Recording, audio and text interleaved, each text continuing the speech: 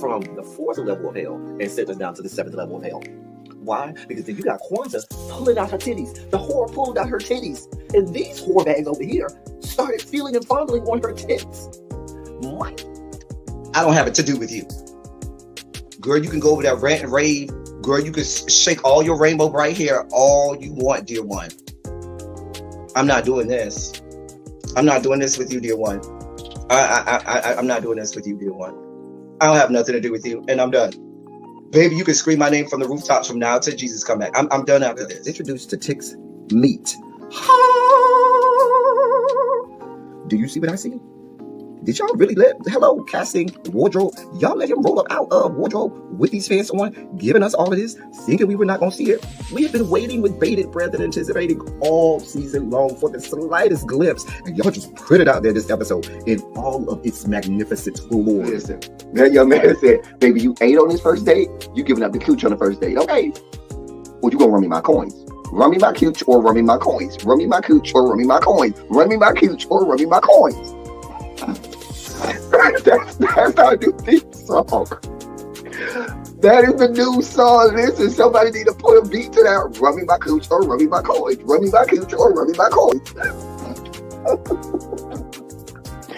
That's what y'all got going on. Called out Sandcastle. Sand, bitch. Ow. Oh my God, it was so funny, girl. Woo, baby, listen, let me tell you something. This shit started to turn into the precursor for some gay porn. That's what I thought it was. Because Big T is getting all, the voice starting to go deeper and get a little more wet and moist and sentimental and all this shit. And it was real gay at this point. Like, I thought the bitches was going to start. I thought Lil Bird was going to turn Big T around and do him like he did Uncle Cliff and do the grease it up with City Lou and ram right in there. It's not a coincidence that Big T started off the conversation. I tried to find out if Lil Bird was fucking Mercedes, which he found out he's not. It's also not a coincidence that he would start talking about prison. Why? Because the bitches was probably fucking in prison. Uncle Cliff, you better go get your man. Big T got plans for that. What he had on looked like something Big Bird vomited up or something like that. Like, I did not like it. That Big Bird couture he was going for, it did not work. Like the pastor of a gay mega church on Easter Sunday. Okay, it was way too much sequins. He had on way too much makeup. Baby, his face looked like Iyanla Vanzant's neckline. Okay, just way too much makeup, clumped in everywhere on his face. Get it together, sweetheart. Like, you're a big girl, so that gives you a whole lot of canvas. So that was a whole lot of makeup, honey. And Rico looked like he was auditioning to be one of the three kings, or he was auditioning to be the main character on Jesus Christ Superstar. Girl, Wayne, did you have on a blue thong or a blue G-string or something? If you did, I want to see it. Hit me up in my DMs. I do want to see if you have a blue thong or a blue, jock strap or something like that. I'd love to see it. Anyway, but I liked it with the turtleneck. Now, Troy.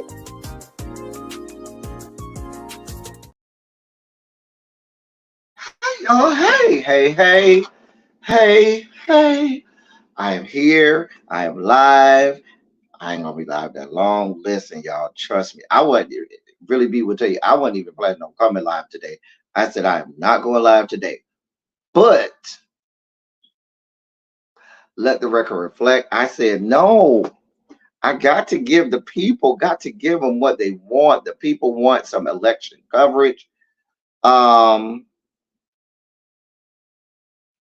And we are going to do that today. Okay. So we are going to bring you our award-winning election coverage like only we can. Okay.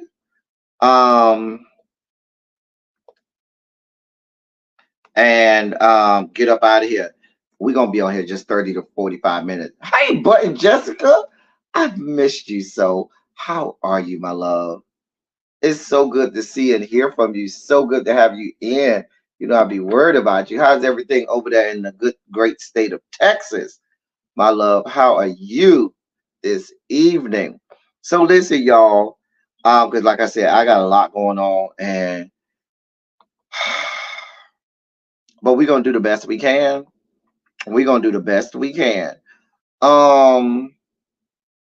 So there was an election yesterday, and on Monday, you're doing well. Great, that's good to hear. Hey, Volvo. Hey, Cookie.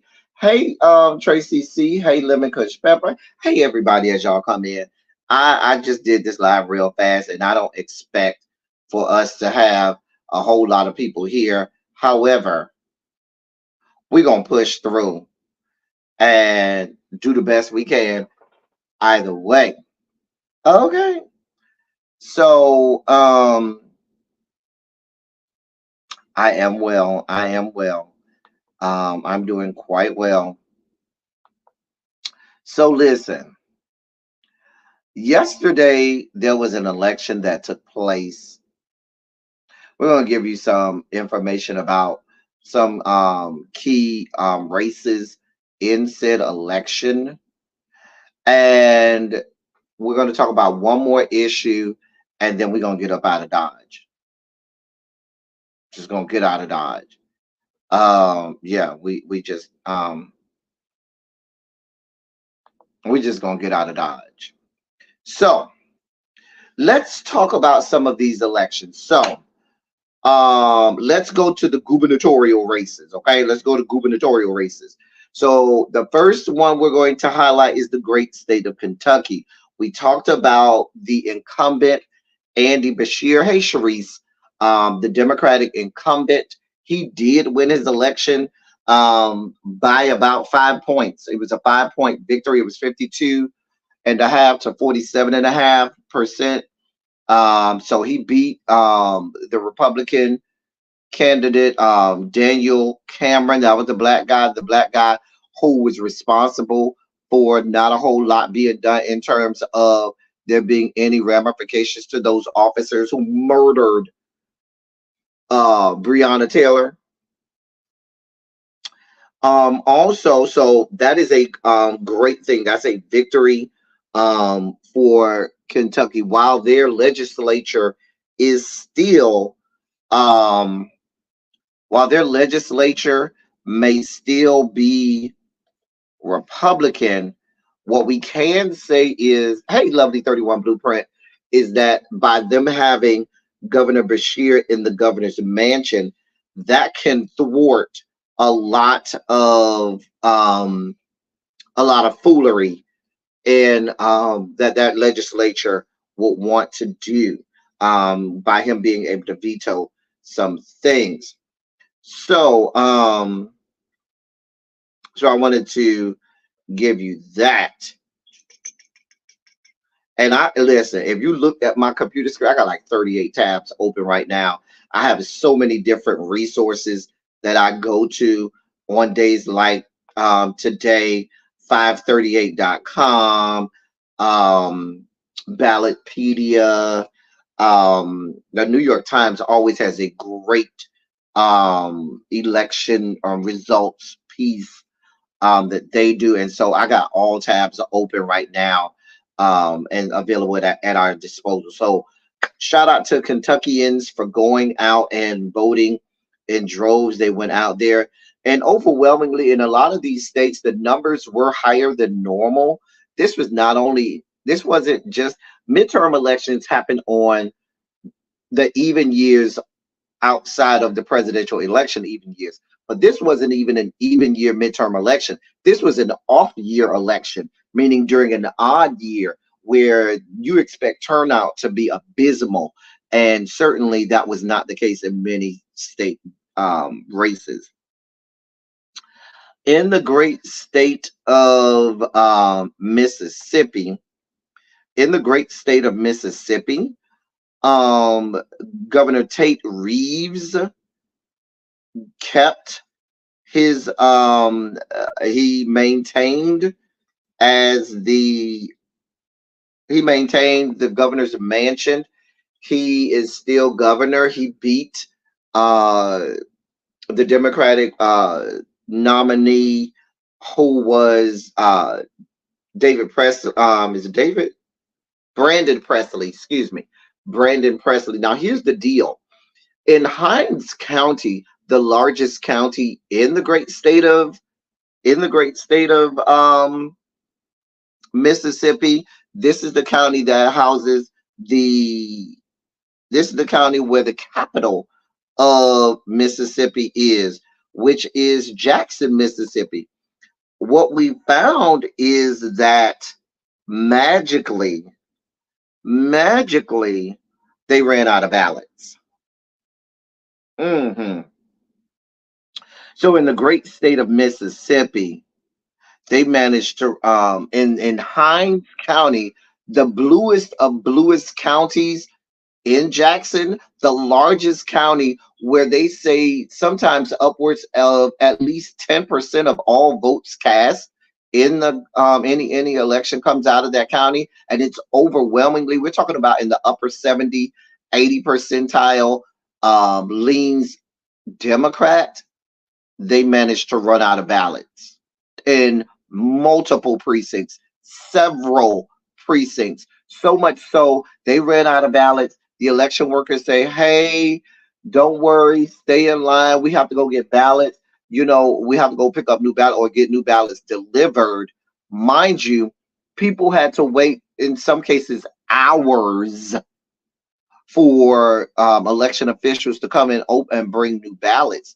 Now, even though the polls did stay open an hour later, that doesn't account for the people who decided, listen, I just don't have the time, that may have carved out maybe an hour or two or maybe a couple hours in their day to go do this, and that just had to go leave for whatever reason. People have kids to go pick up, people have responsibilities at home, they may have loved ones that they have to care for and things like that. And so maybe they couldn't.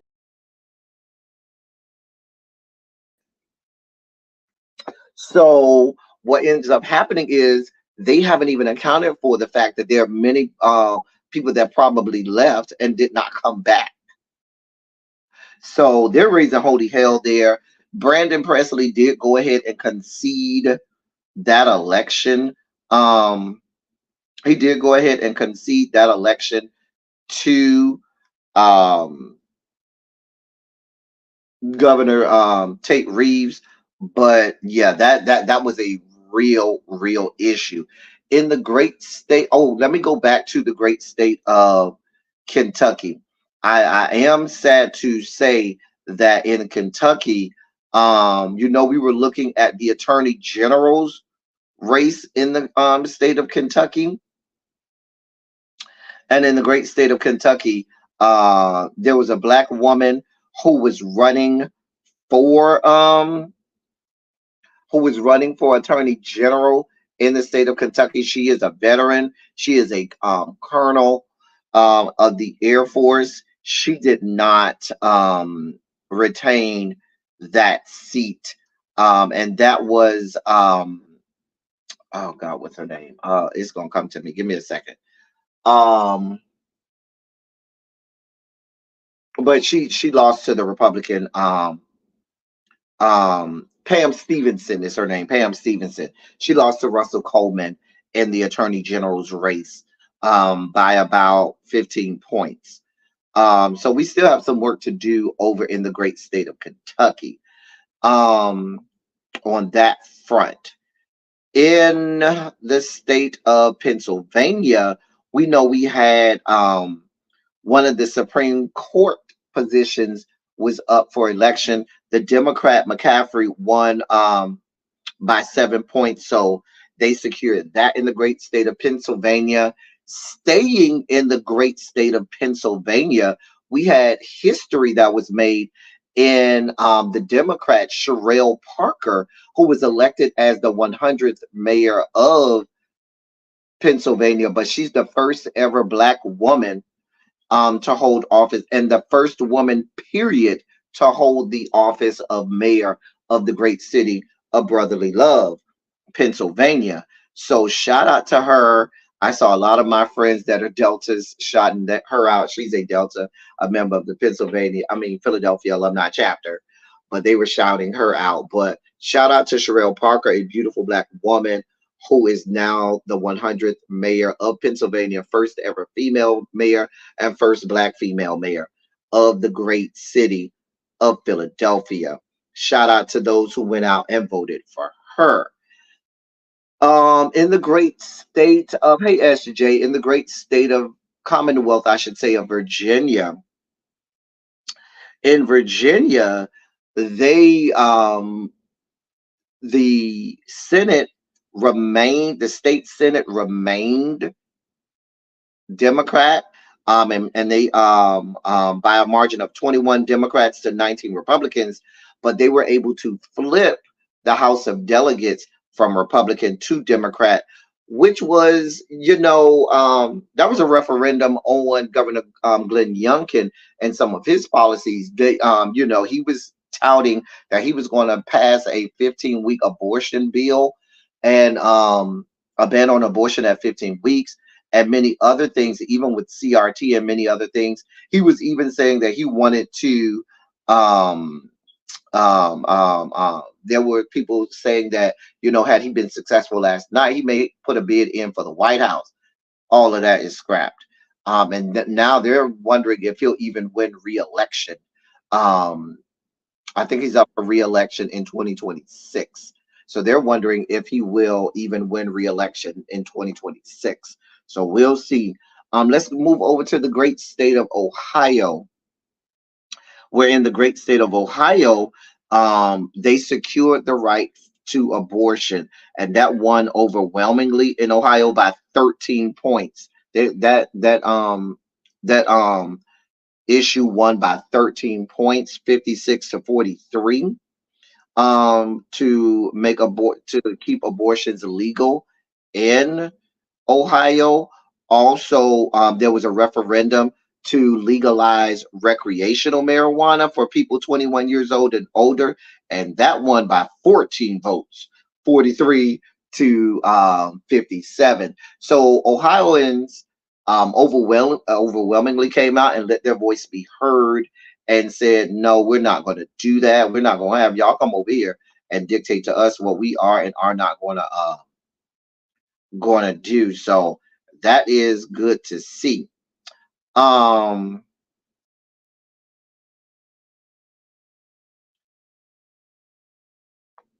so let me go to, I'm missing one race. I think, yes, I'm missing one race, and that is, I think, that I wanted to cover. I believe I am. I know there was a governor's race in Louisiana that we were looking at as well. Let me pull those results up if they are available.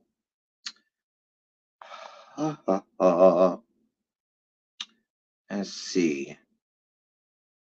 Let's see here. Come on. Y'all know how my internet acts when I need something. It always want to act up when I need something. Hold on. Let's see here. We can't get this to come up. What happened in New York, Tracy? You need me to check something in New York?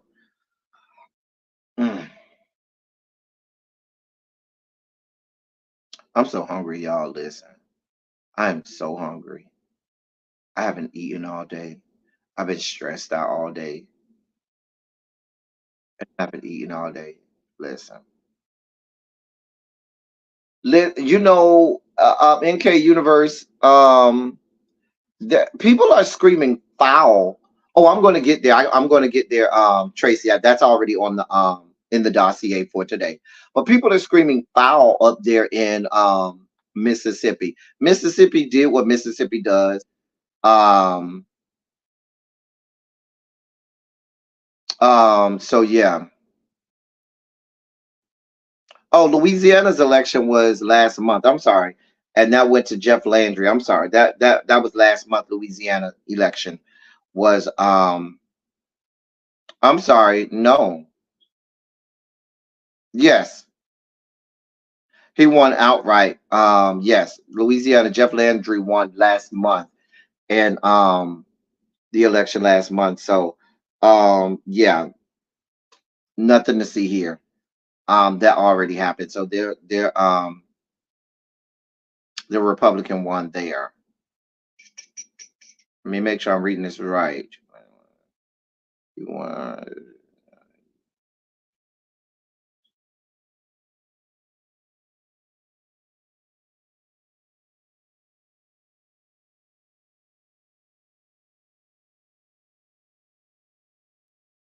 So yeah, so now because their governor John Bell Edwards had a term limit, hey Nubiology had a term limit, and he couldn't run again. So they have now a Republican governor. I just wanted to check that.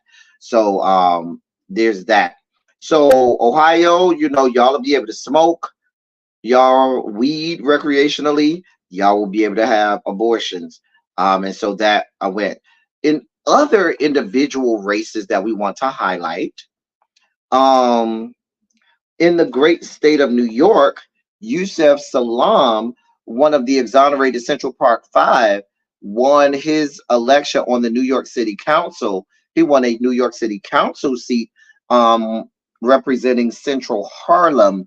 And he's going to be on the city council, which is awesome. Someone who left to white ass America would have been executed for a crime he did not commit now has a seat and can affect change and pass legislation in the great city of New York. That is awesome that he won. We are certainly happy for that.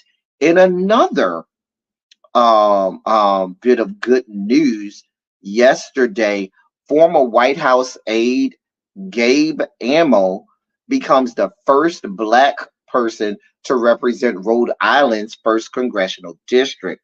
Um, and so we celebrate him. Um, he defeated Republican challenger Jerry Leonard. And he's 35 years old, young man who has a budding career in politics. He becomes the first Black man to represent Rhode Island's first congressional district. Um, and we celebrate him. His dad is from Ghana and his mom is from Liberia. Um,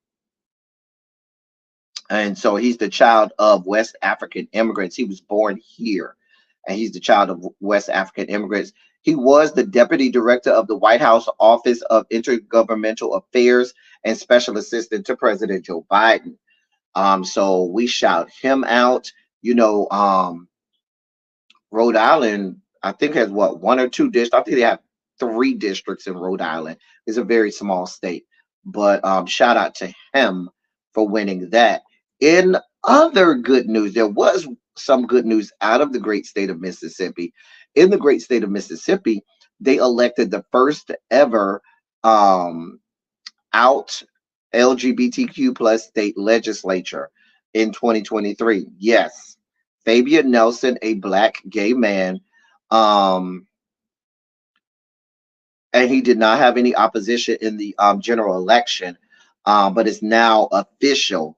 He will represent a district located in metropolitan Jackson, and he becomes the first out LGBTQ plus person in the Mississippi legislature.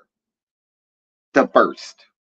They've never had an out LGBTQ plus person of any kind in the Mississippi legislature. So he's the first as a Black gay man. We certainly want to celebrate him, Fabian Nelson, out of Jackson, Mississippi. Kudos and shout out to him. In other good news that came out of last night, we had we celebrate the victories around here. Celebrate all of the victories around here. There was another first. Let me get this to come up. Get this to come up. Come on. Come on.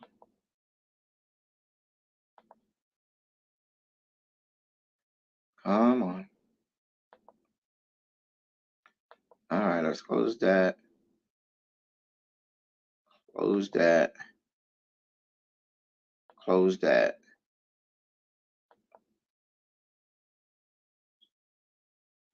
And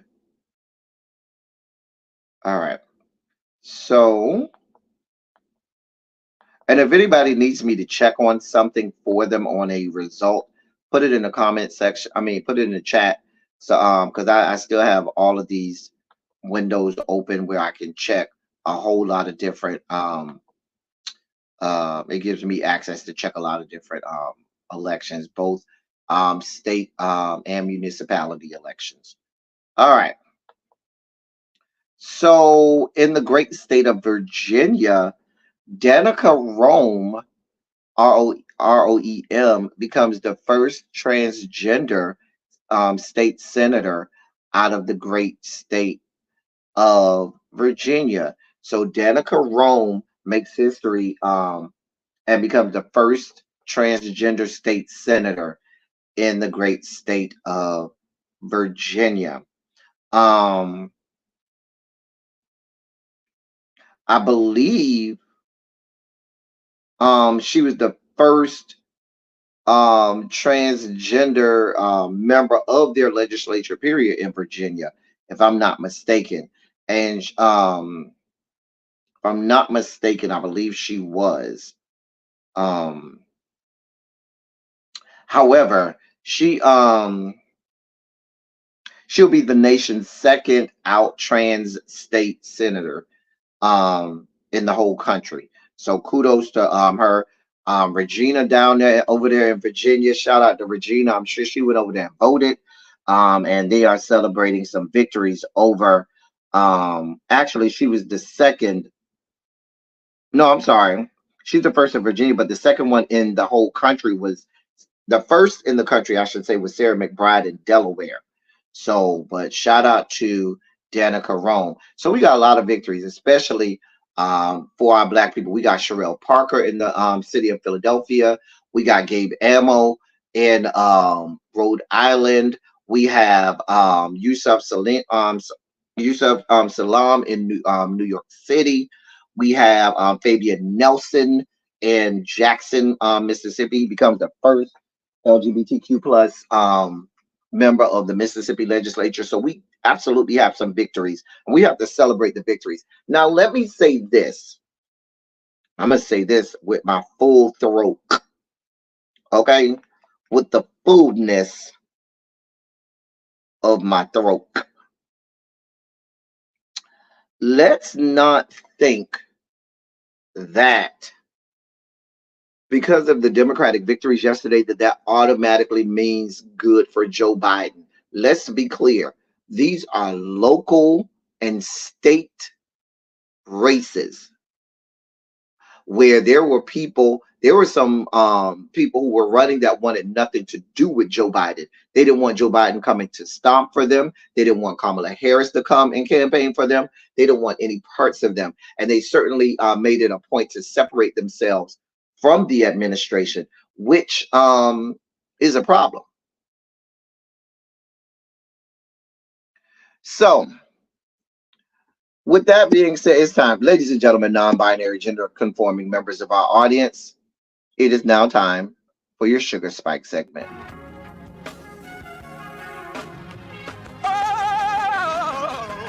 Oh God. You see, this is the part that I like.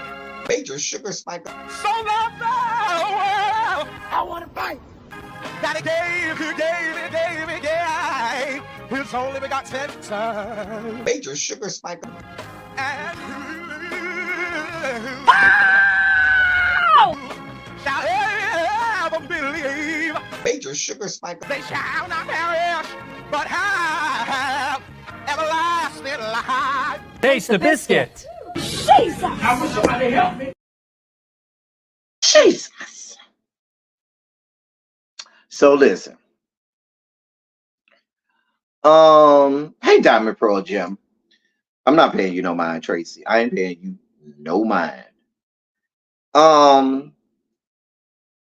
So let me read this story for you. Marjorie Taylor Greene. Oh, I did update. Yeah, you've been gone. But Jessica, we have updated the Sugar Spike video. Yes, we have. Marjorie Taylor Greene and House Republicans are trying to cut Pete Buttigieg's salary down to $1 a year. Let me read this to you.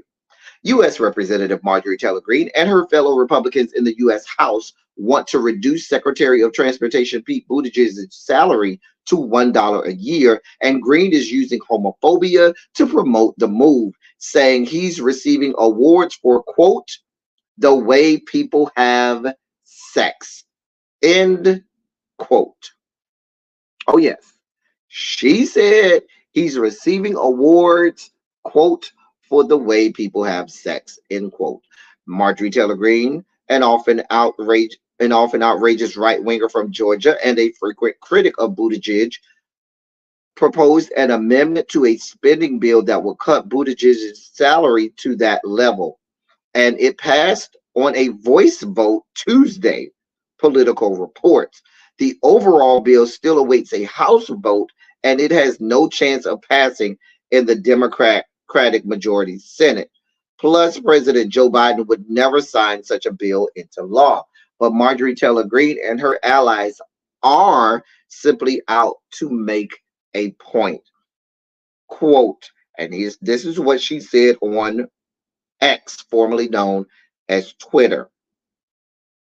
Pete Buttigieg doesn't do his job.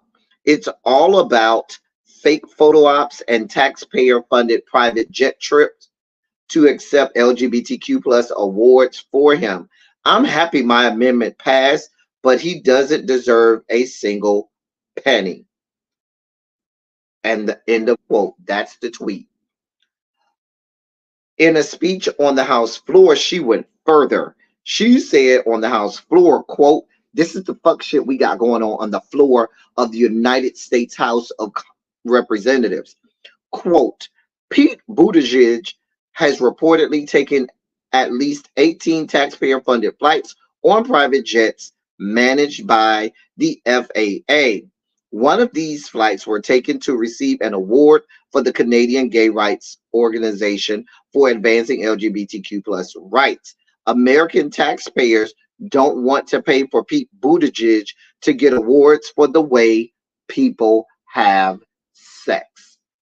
End of quote.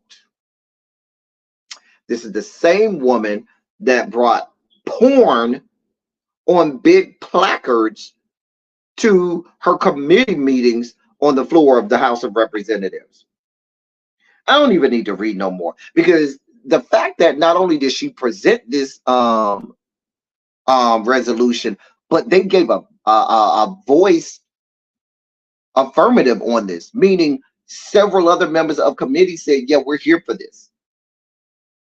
Let's talk about the fact that you and the feckless ass Republican Party, Marjorie Taylor Greene, are derelict of duties and have been derelict of duties for some time now. You people have the audacity to say you want Pete Buttigieg to only make $1. Then at the same time, you all left to yourselves would have the government shut down and cause government employees to take furloughs and not get paid. All the while, you know that there are protections in place where there's nothing that would ever happen to your salary, ma'am. You're getting a fucking 6-figure salary to do nothing over there. You want to tell what someone is getting money for? Marjorie Taylor Greene? You got a lot of fucking nerve. You got a lot of fucking nerve. You got a lot of fucking nerves. Now, on the contrary, though, I understand, because let's be clear, Pete Buttigieg has been doing some questionable things, on taxpayer dollar.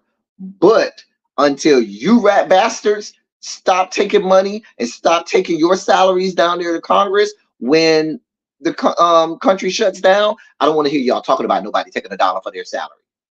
Let's also be clear, in the last administration, there were people all over that administration taking personal vacations, personal trips on the taxpayer dime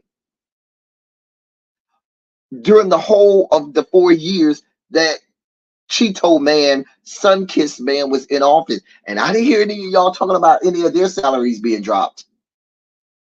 I'm not doing this with her. I don't have this type of time. I don't have the energy today. I told y'all I'm tired. I ain't ate all day. My stomach is eating away at my spine. I'm real tired, and I'm gonna get real triggered because I haven't had anything to eat today, and I'm very tired and very stressed, and it's been a very hard day. But I'm here for you all. Let me bring up this one topic that is probably going to spike me the fuck out. I'm probably going to spike the hell out. I'm just being brutally honest for you. I want you to hear these names that I'm going to mention. All of the names that I am going to mention to you are Democrats in the House of Representatives, okay? I want you to put a 27 in the chat if you hear your representative's name called. These are all Democrat House members of the House of Representatives, okay? One of them is my representative. You knew I sent her some scathing letters, plural, today.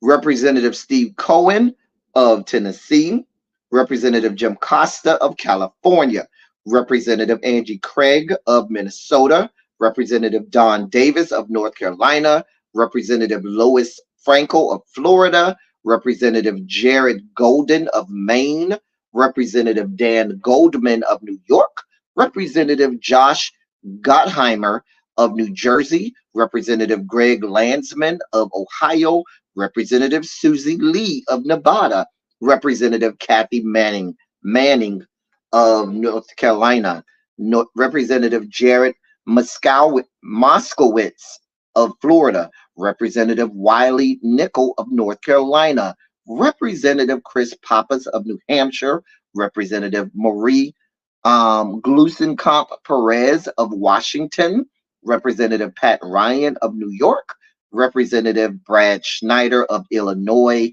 Representative Kim Schreier of Washington, Representative Darren Soto of Florida, Representative Richie Torres of New York, Representative Debbie Wasserman Schultz of Florida, and Representative Frederica Wilson of Florida, who is my representative.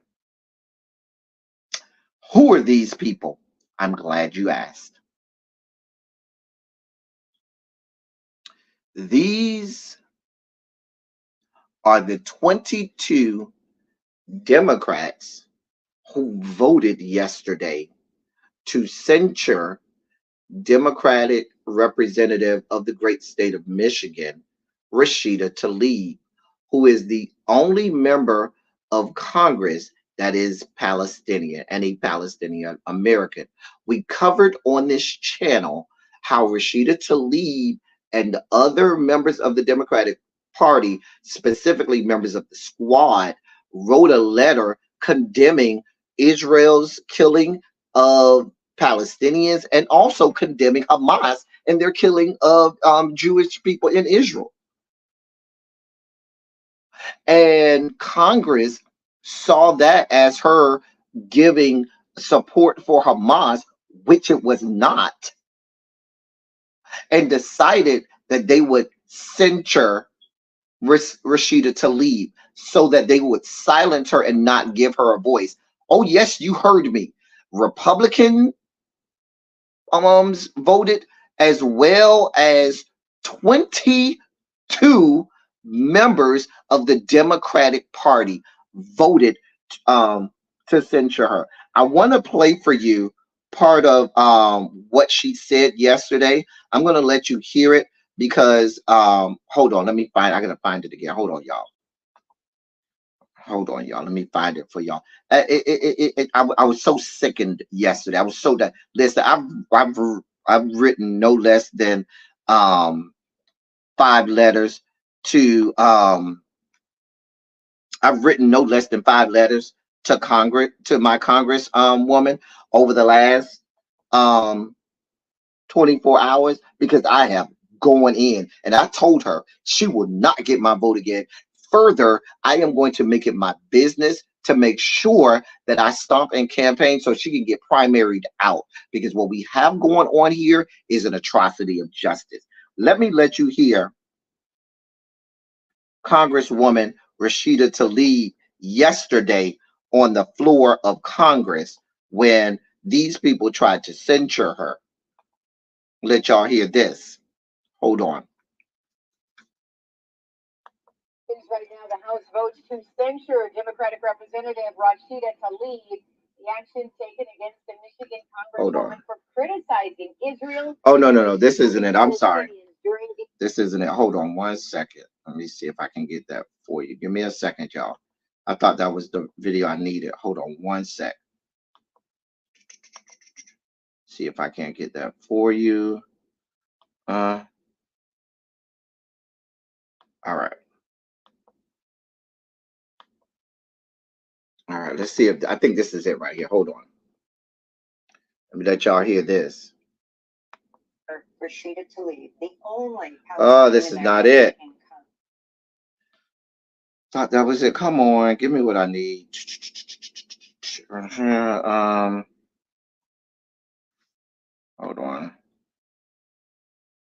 Hold on.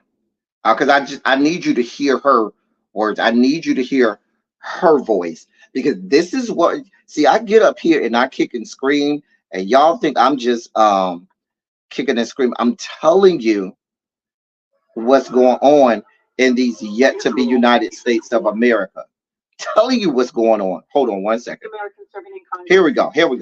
No, that's not it. And my perspective is needed here now. Oh yeah, it is. This is her.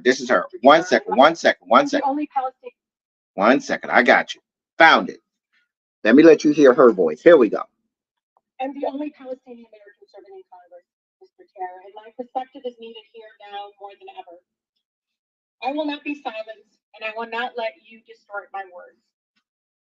Folks forget I'm from the city of Detroit, the most beautiful, blackest city in the country, where I learned to speak truth to power even if my voice shakes. Trying to bully or censor me won't work, because this movement for a ceasefire is much bigger than one person. It's growing every single day. There are millions of people across our country who oppose Netanyahu's extremism and are done watching our government support collective punishment and the use of white phosphorus bombs that melt flesh to the bone. They are done watching our government, Mr. Chair, supporting cutting off food, water, electricity, and medical care to millions of people with nowhere to go. Like me, Mr. Chair, they don't believe the answer to war crimes is more war crimes. The refusal of Congress and the administration to acknowledge Palestinian lives is chipping away at my soul. Over 10,000 Palestinians have been killed. Majority were children. But let me be clear. My criticism has always been of the Israeli government and Netanyahu's actions. It is important to separate people and governments, Mr. Chair. No government is beyond criticism. The idea that criticizing the government of Israel is anti-Semitic sets a very dangerous precedent, and it's being used to silence diverse voices speaking up for human rights across our nation. Do you realize what it's like, Mr. Chair, for the people outside the chamber right now, listening in agony to their own government dehumanizing them? To hear the President of the United States, we helped elect, dispute death tolls as we see video after video of dead children and parents under rubble. Mr. Chair, do you know what it's like to fear rising hate crimes, to know how Islamophobia and anti-Semitism makes us all less safe, and worry that your own child might suffer the horrors that 6-year-old Wadia did in Illinois? I can't believe I have to say this, but Palestinian people are not disposable.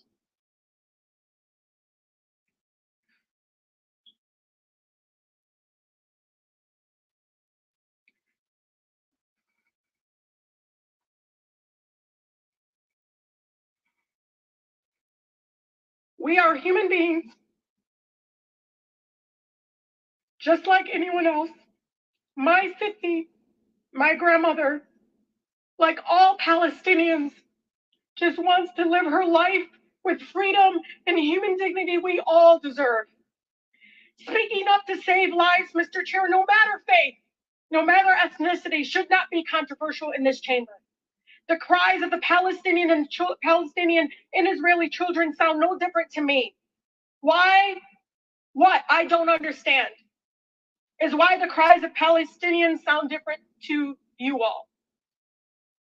We cannot lose our shared humanity, Mr. Chair. I hear the voices of advocates in Israel, in Palestine, across America, and around the world for peace.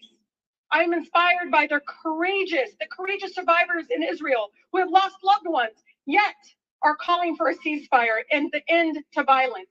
I am grateful to the people in the streets for the peace movement, with countless Jewish Americans across the country standing up and lovingly saying, "Not in our name."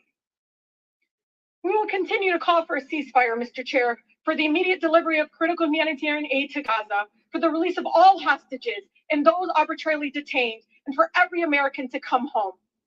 We will continue to work for real lasting peace that upholds human rights and dignity of all people, and centers in peaceful coexistence between Israelis and Palestinians, and censures no one, and ensures that no person, no child has to suffer or live in fear of violence.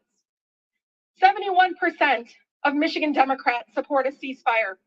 So you can try to censure me, but you can't silence their voices.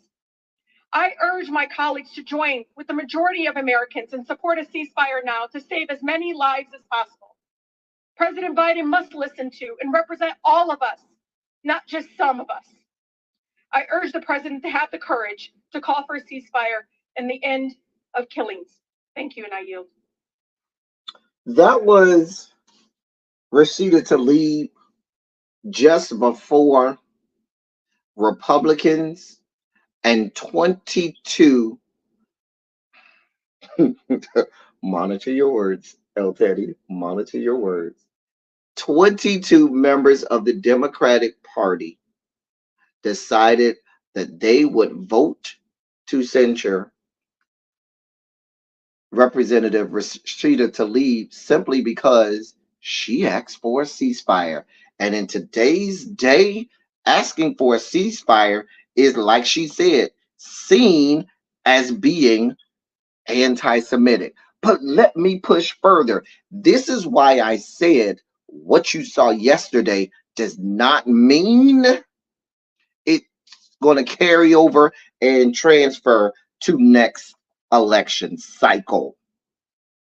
One of the names I called on that list of 22 Democrats is from my state as well. She's from an area just outside of my residence in Florida, and that's Debbie Wasserman Schultz. She is she's Jewish. Let me read this article to you just to show you how divided it is just within the Democratic caucus. Representative Debbie Wasserman Schultz of Florida set off an uproar in the House Democratic caucus when she bluntly described her view of members who wouldn't back a resolution affirming support for Israel in its war against Hamas. Here is what she said, and I quote, "Someone who votes against this, I would think, doesn't have a soul." End of quote. And that is what she said if you did not affirm or give full-throated support to Israel, the Israeli government, Benjamin Netanyahu, and what we have going on over there in the form of war crimes.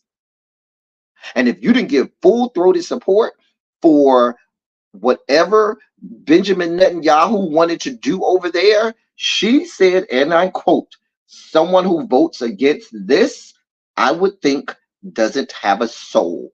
End of quote. Let me continue. The comments ricocheted across the House Democratic caucus, especially for the 15 House Democrats who didn't vote for it.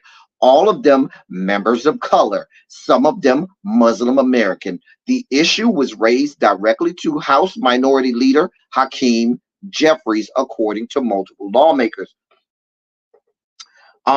Representative Pramila Jayapal, who y'all know I can't stand her at times, but she was on the right side of this. She said, and I quote, "I think it is outrageous for Democrats to criticize Democrats on these votes."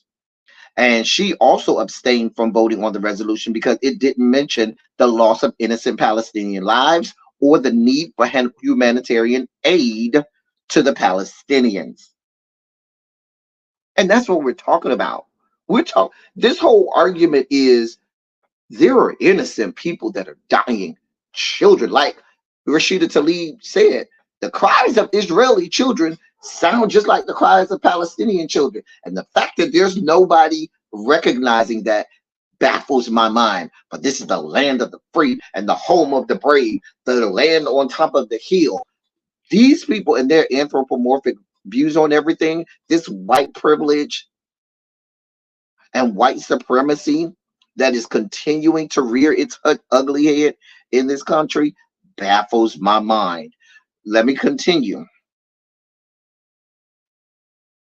The internal dust-up of Wasserman Schultz's remarks, which has not been previously reported, is just one of many examples of how the ongoing war between Israel and Hamas has inflamed underlying tensions within the House Democratic Caucus over Israel, a debate that has fallen along ideological, generational, and even racial lines.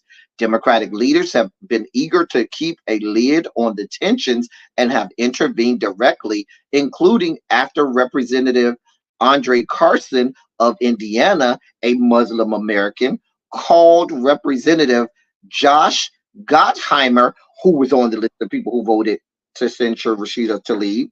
He called Representative Andre Carson, called Representative Josh Gottheimer of New Jersey, quote, a punk and a coward, end quote, for calling the opponents of the Israel resolution despicable. Because Gottheimer said, oh, if you don't vote for this, you're despicable.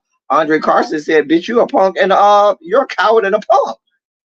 Since we throwing out names, this is happening internally.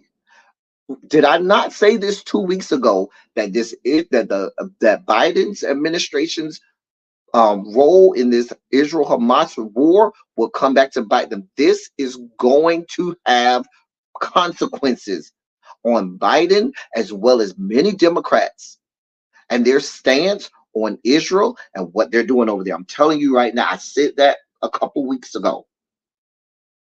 They about to go to blows over here in the Democratic caucus. Let me tell you. Let me go on, but the tensions are still palpable, with 22 Democrats joining Republicans to censure Michigan Democratic Representative Rashida Tlaib, a Palestinian American, over her use of a phrase many see as a call for the destruction of the Jewish state. Tlaib's allies are enraged at supporters of the censure resolution, including Representative Cori Bush of Missouri, who said that House members are putting, quote, targets on the backs of actual people, most of whom are black or brown, end of quote. Pramila Jayapal went on to say, it is outrageous. I am embarrassed for those Democrats who voted to censure their own colleague who voted against free speech. It is an embarrassment, end of quote. The issue involving Wasserman Schultz brought leaders of the Congressional Black Caucus in the fold. Some of the CBC told the Florida Democrat that referring to people of color as soulless is a trope that was used to justify slavery. One House Democrat told CNN. You see where this is going, right? You see the divisions, right? Remember, I told you when this whole thing first started off, I said that black people could very easily look at what the Israeli government and the United States government is doing to the Palestinians and liken it to what they did to black people for hundreds of years. Let me keep on. Wasserman declined to comment, saying she doesn't discuss private conversations with other members. As the war persists and the humanitarian crisis grows, the division within the House Democratic Caucus is becoming more pronounced, a reflection of the larger divide amongst Democratic voters in the country over President Joe Biden's handling of the crisis and his resolute support of Israel. An array of House Democrats are pushing unequivocal support for Israel, while a number of progressives have grown increasingly critical of the offensive impacting Palestinian civilians and are upping pressure on the Biden administration to call for a ceasefire. Democratic leaders are now trying to carefully balance the competing viewpoints in their diverse caucus, with some lawmakers on both sides of the delicate issue now facing threats of their positions amid a backdrop of rising anti-Semitism and Islamophobia. This is what Representative Debbie Dingell, a Michigan Democrat, um, said. Quote, we got to bring ourselves together because this is now dividing us in this country. And the hate that we are seeing is scaring the shit out of me. And that's what she said. She went on to say the death threats that are out there, the divisions in the communities, it's not okay. Debbie Dingell did, of course, vote not to censure Rashida Tlaib. Um, in the middle of all of this is the top Democrat in the House, Hakeem Jeffries, who is trying to balance the various factions of his caucus and keep members listening to each other.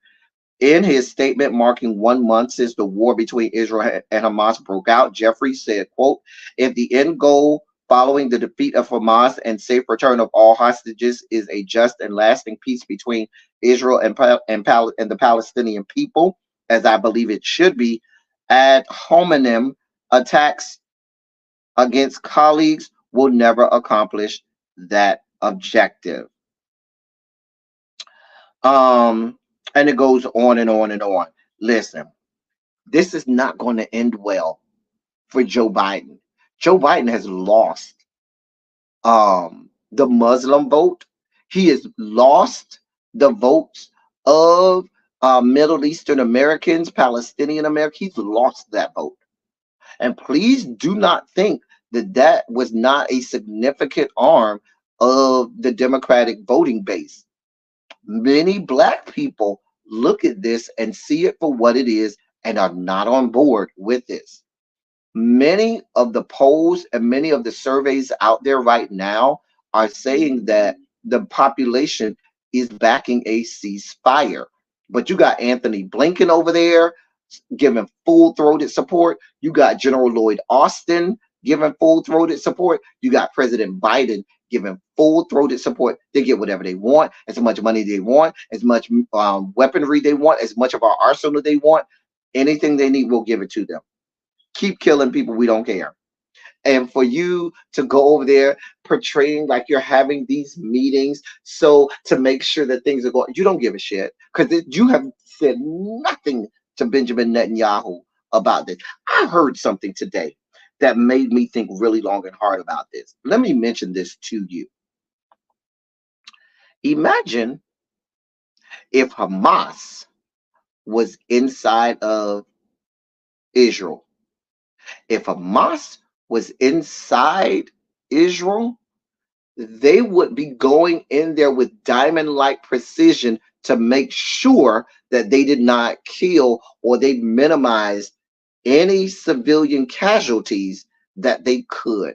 They would go through with the with the military strategy unseen in the annals of humankind to be sure not to kill one Jewish civilian. However, it's in the Hamas is in Palestine, in the Gaza Strip, and they don't give a shit. So they just bomb everything with reckless abandon and don't give a shit.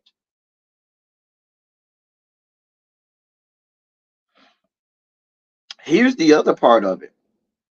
The Dems now in the Senate, you have 26 Democrats in the Senate who are now raising alarms about Biden on and to Biden on the civilian casualties. Let me read this real quick and then we're going to get out of here. More than 24 Democratic senators are raising concern to President Biden over Israel's military operations targeting Hamas in the Gaza Strip that are resulting in an extremely high death toll for some Palestinian civilians, particularly children and women. In a letter to the president sent today, stalwart Biden supporters asked the administration officials to brief Congress on how Israel is carrying out its military operations to mitigate civilian casualties in Gaza while meeting its goal to eliminate Hamas. Signatories to the letter included Democratic members of the Senate Armed Services Committee, including Chairman Jack Reed, and members of the Senate Foreign Relations Committee, including Senators Chris Van Hollen, Chris Murphy, and Brian Schultz. Should I also tell you the Biden administration is trying to push a resolution through the Senate that would give authorization to the White House to use our military, to use military forces, to use military funds to aid and assist other countries without congressional approval. And while that may sound like a good thing, while Republicans are in place, that is not a good. I am not in support of that at all. Why? Because what will happen is you'll have Biden and them people just sending money over there, troops over there, without any oversight, without any checks and balances. Just yeah, we'll see. We're here for it. Just bomb them to hell, and we'll work out the rest on the back end. I keep telling y'all, this isn't about. This stopped being about Hamas after day one. This is about occupation. And if you don't see this as being occupation, you're fooling yourselves. Because if you think that after all this is done, that Israel's going to give the Gaza Strip back to the Palestinians, you're reaching. They have already said that they're going to keep Israeli troops and the Israeli government in the Gaza Strip perpetually, indefinitely. They've already said that.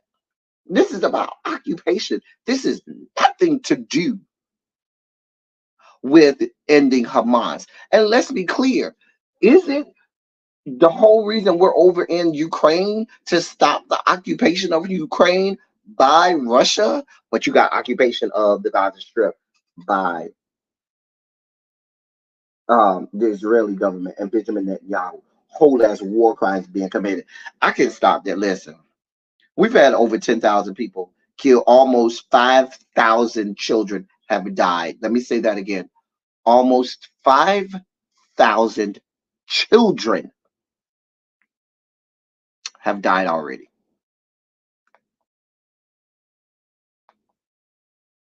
Already.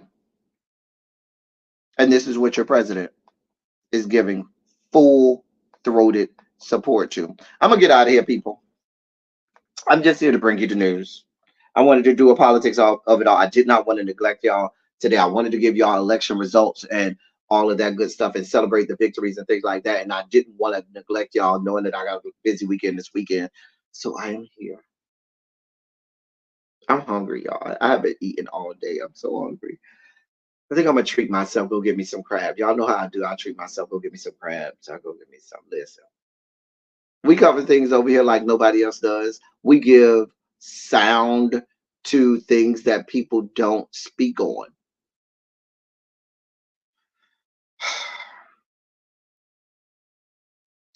As I always say, I love y'all. I love on y'all. Thank you all for being vocal, present, and active. Thank you for doing what you do. Thank you for any and all contributions that you make to the channel. They are much obliged and much appreciated. Listen, I am here for y'all.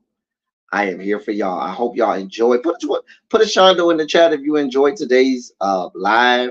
But I wanted to come and give y'all all of that today. I hate what this country is turning into. I haven't given up on this country yet, but I hate what this country absolutely is turning into. And I feel that we, the citizens of this country, the populace of this country, have to be on the offense and take our country back.